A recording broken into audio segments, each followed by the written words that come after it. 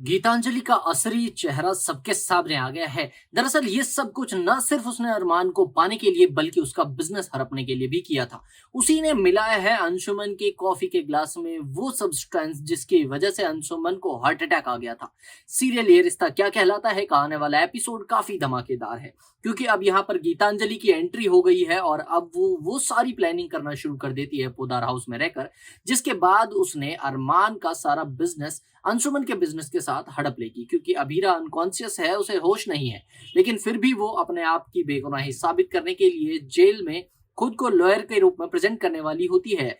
लेकिन वहीं पर अरमान आता है और कहता है कि मैं दावे के साथ कह सकता हूँ कि कल तक मेरी क्लाइंट इस लॉकअप से बाहर होगी। दोस्तों, चलिए बताते हैं यहाँ पर तानिया कैसे अभीरा पे आरोप लगाती है और अभीरा को अंशुमन के शांति पार्ट में भी हिस्सा नहीं लेने देती। और अरमान को जब पता चलता है कि अभीरा ने अंशुमन से शादी नहीं की तो कैसे उसके तोते उड़ते हैं, मैं बताता हूँ आपको। दोस्तों, घर में आयोजन होता है शांति पाठ का, वहीं पर गीतांजलि भी आ जाती है, लेकिन उससे पहले वहां पुलिस पहुंचती है। और जब पुलिस पहुंचती है तो चल रहा होता है क्रिश की वाइफ तानिया और अभीरा के बीच में कहासुनी। अभीरा पे गंभीर आरोप लगाती है। तानिया कहती है कि तुमने ही बार बार मेरे भाई को प्यार की उम्मीद दी, शादी की उम्मीद दी और उन्हें मना करती रही। तुम्हारे चक्कर में ही एक बार शादी टूटी थी और मेरा भाई तुम्हारी बेटी को ढूंढने निकल गए थे।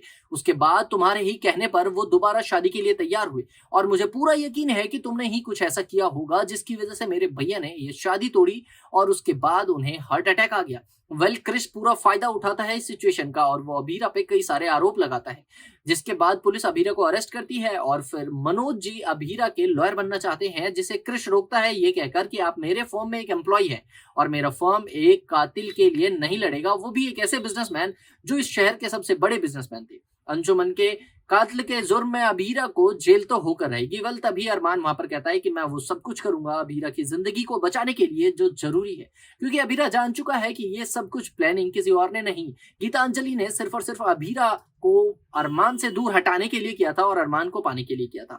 अरमान को पता चल चुका है गीतांजलि के मंसूबों के बारे में, लेकिन फिर भी गीतांजलि शॉर्ट टर्म के लिए सक्सेस हो जाती है उसका बिजनेस हड़पने में।